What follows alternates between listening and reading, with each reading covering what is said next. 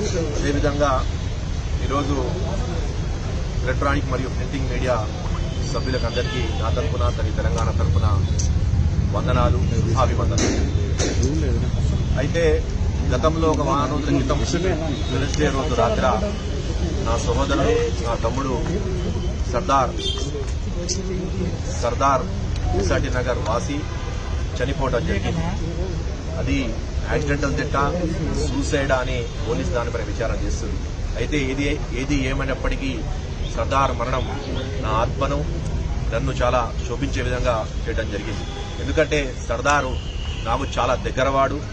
సర్దార్ తమ్ముడు నాకు చాలా మిత్రుడికైనా, ఒక తమ్ముడికైనా ఆత్మీయ బంధము నా తమ్ముడు నా సర్దార్. అయితే ఆ రోజు జరిగిన వెంటనే తెలవగానే సర్దార్ ఇట్ అయింది, నీలిమా హాస్పిటల్ తెలవగానే వెంటనే యాక్చువల్ గా నాకు సైనాస్ సంబంధించి ఆపరేషన్ కోసం డాక్టర్ అపాయింట్మెంట్ తీసుకుని విజయ డయాగ్నోస్టిక్ సెంటర్ లో 6 టెస్టులు చేయించుకుంటుంటే వెంటనే నాకు తెలిసింది సర్దారు నీలిమ హాస్పిటల్ ఇంటికి మీద పడిపోయాడు. నీలిమ హాస్పిటల్ నీలిమ హాస్పిటల్ తీసుకుపోయిన తెలవగానే వెంటనే నేను బయలుదేరిపోయాను. విజయ డయాగ్నోస్టిక్ సెంటర్ పంజాగుట్టలో టెస్టును ఆపి కూడా నేను బయలుదేరగానే అప్పుడు వెంటనే అక్కడ తెలిసింది ఏంటంటే 5 నుంచి 10 నిమిషాలలోనే సర్దార్కు దగ్గర కొంతమంది అతన్ని చనిపోయారని డిక్లరేషన్ ఇచ్చారు. డిక్లరేషన్ అయి తెలవగానే నేను ఇంకా స్పీడ్గా పోదామని బండి ఆ టెస్ట్ కూడా ఆపుకొని బయలుదేరుతుంటే మళ్ళా దగ్గర ఎనగడకు రాగానే అక్కడ మా వాళ్ళు కూడా, మా పార్టీకి సంబంధించిన వాళ్ళు, మా బస్తీకి సంబంధించిన వాళ్ళు, సర్దారు కుటుంబ సభ్యులు, అదేవిధంగా మా మిత్రులు కూడా పోయారు. నన్ను రాక్ ఇక్కడ పరిస్థితి చాలా అయోమయంగా ఉన్నది.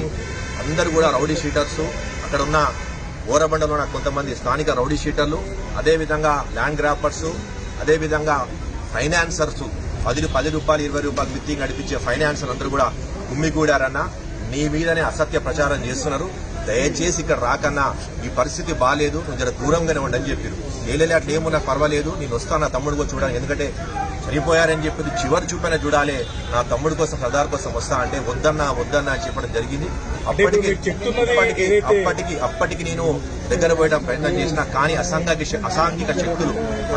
శక్తులందరూ కూడా అక్కడ చేరుకొని నన్ను రానియకుండా మొత్తం అడ్డుకునే ప్రయత్నం చేశారు. అదే లా అండ్ ఆర్డర్ కంట్రోల్ ఉండాలని చెప్పి వెనకదగ్గాను.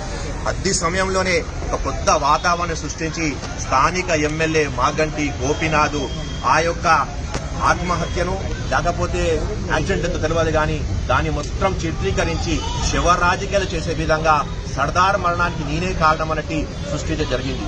అప్పటికి కూడా మళ్ళీ అక్కడి నుంచి బాడీని తీసుకోపోనీకుండా మీరు చూస్తే టీవీలో క్లిప్పింగ్ క్లియర్ కనబడుతుంది. రౌడీ షీటర్ కనబడుతున్న రౌడీ షీటర్స్ అందరూ కూడా ఆ బాడీని ముందుకు తీసుకొని పోకుండా ఆపటం జరిగింది. అప్పటికి బాధపడ్డా. వాళ్ళ నెక్స్ట్ డే అయినా పొద్దునైనా శవయాత్ర చివరి అంతిమ యాత్ర పోదాం అనుకున్నారు. అక్కడ కూడా మోనీకుండా వాళ్ళు మొత్తం వాతావరణం, ఒక భయానక వాతావరణం, బోరబడ్డ ఒక భయానక వాతావరణం చూపించారు. అదేవిధంగా ఎవరు చివరికి గ్రేవ్యార్డ్కైనా పోదామని, చివరి అంతిమ నమాజ్కైనా పోదామనుకుంటే రానియకుండా ఒక భయానక వాతావరణం సృష్టించి క్లియర్ గా స్లోగన్స్ ఇస్తున్నారు. బాబా జాన్ కా బద్లా జాన్ లింగే, తేరీ జాన్ నహీ చోడేంగే అని పెద్ద పెద్ద స్లోగన్లు ఇవ్వటం, రౌడీ షీటర్ అందు ఒక గుమ్ముగూడటం, ఒక భయానక వాతావరణం సృష్టించడం జరిగింది. దానికి అప్పటికి భయపడి అక్కడ లా అండ్ ఆర్డర్ ఇబ్బంది కలవద్దని చెప్పి నేను దూరం అయిపోయాను. దాంట్లో భాగంగానే మా ఇంటిపైన అక్కడి నుంచి మా ఇంటిపైన దాడి చేసే ప్రయత్నం కూడా చేశారు. మా ఇంటిపైన, ఎందుకంటే రోడ్ సైడ్ లో మా ఇల్లు ఉంటుంది కాబట్టి ఇంటిపైన దాడి చేసే ప్రయత్నం కూడా చేశారు.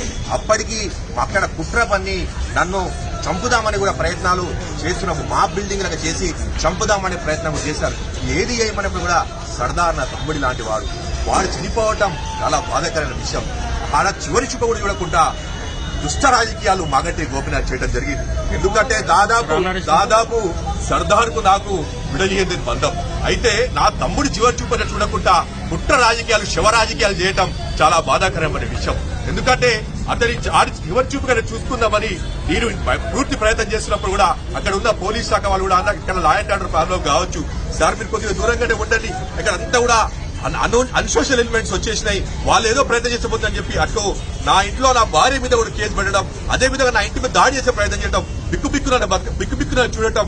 బోరబండ అంతా కూడా ఆ బోరబండ వాసులు 10 మంది ఉంటే 90 మంది కూడా రౌడీ షీటర్ల నుంచి అక్కడ ఉన్న ఫైనాన్సర్ల నుంచి ముఖ్యంగా మాగంటి గోపీనాథ్ ప్రవేశపరించి అక్కడ మాపును బిల్డప్ చేసి నా మీద దాడి చేసే ప్రయత్నం చేయడం.